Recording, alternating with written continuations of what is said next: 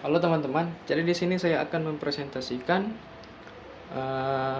tentang virus flu Spanyol. Jadi ini adalah daftar isinya.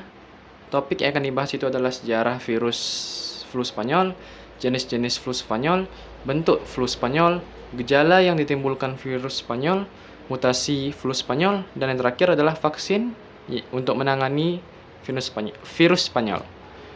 Jadi yang pertama itu adalah sejarah. Ada banyak teori yang menjelaskan kapan dan di mana virus ini pertama muncul. Tapi saya akan mengambil salah satu teori saja, yaitu teori Eropa. Teori Eropa. Menurut teori ini, virus flu Spanyol berasal dari Prancis, Jerman, atau Britania Raya, di mana kondisi perang yang buruk seperti kerumunan, malnutrisi, dan sanitasi yang buruk menciptakan lingkungan yang ideal untuk mutasi dan penularan virus. Oke, kemudian ada jenis virus. Virus yang menyebabkan flu Spanyol adalah virus influenza A subtipe H1N1. Virus ini merupakan salah satu dari banyak jenis virus influenza yang dapat menyerang manusia dan hewan. Virus influenza A H1N1 memiliki dua protein permukaan yang penting, yaitu hemaglutinin atau H dan neuraminidase atau N. Protein ini menentukan sifat dan kemampuan virus untuk menginfeksi sel-sel inang. Subtipe H1N1 berarti virus ini memiliki hemaglutinin tipe 1 dan neuraminidase tipe 1. Ada 18 jenis hemaglutinin dan 11 jenis neuraminidase yang diketahui, sehingga ada banyak kombinasi subtipe yang mungkin. Virus influenza A H1N1 dapat bermutasi dan merevolusi seiring waktu, sehingga dapat menghasilkan galur atau strain yang berbeda. Kemudian ada gambar virus flu Spanyol. Jadi setelah saya search di Microsoft, ini adalah gambar dari virus flu Spanyol.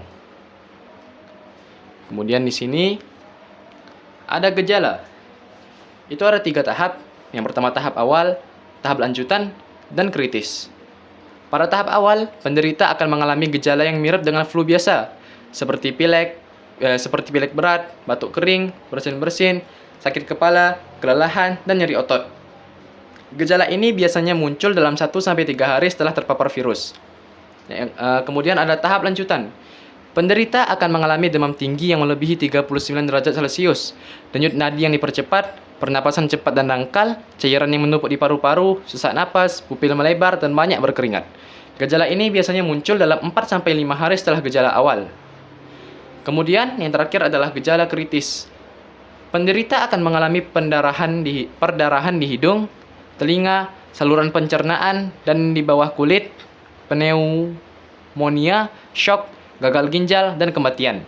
Gejala ini biasanya muncul dalam 7-10 hari setelah gejala lanjutan. Kemudian mutasi virus.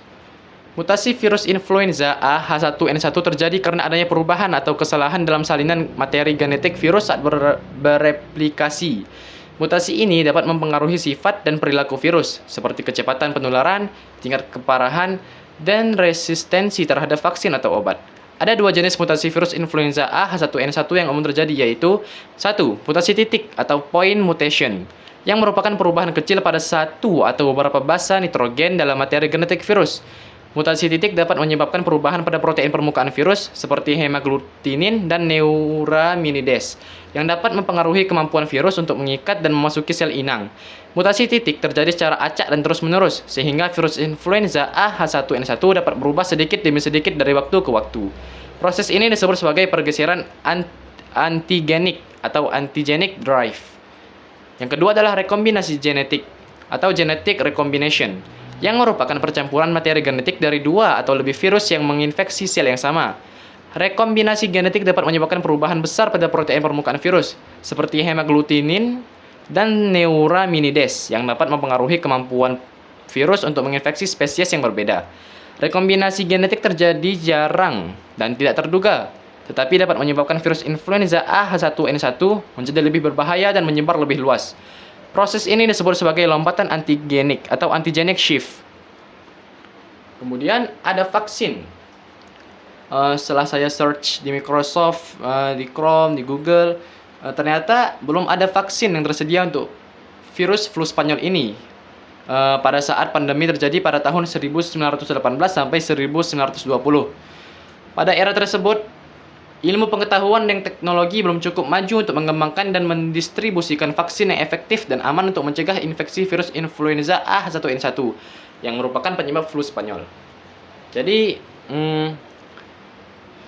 cukup sekian presentasi dari saya. Jika ada kesalahan, mohon dimaafkan. Dan semoga presentasi ini dapat membuka wawasan kamu terhadap virus flu Spanyol ini. Terima kasih.